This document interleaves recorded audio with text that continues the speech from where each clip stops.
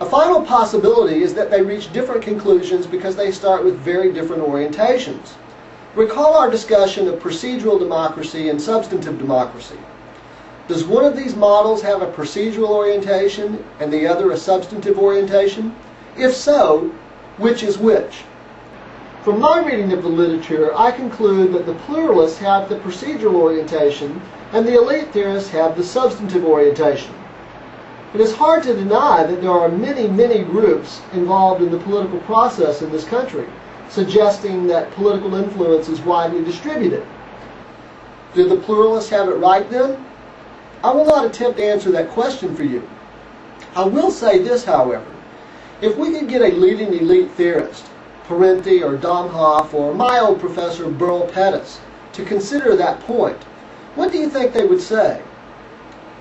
Professor Pettis, you say that political power is concentrated in the hands of a small segment of our society whose main attribute is their economic power. Can you not see all of the different groups out there in the political process? Do you think he would say, my gosh, I hadn't noticed. I better go back and reevaluate my model? Probably not. I think he would say, you pay too much attention to process. I recall the first sentence of his book on Texas politics.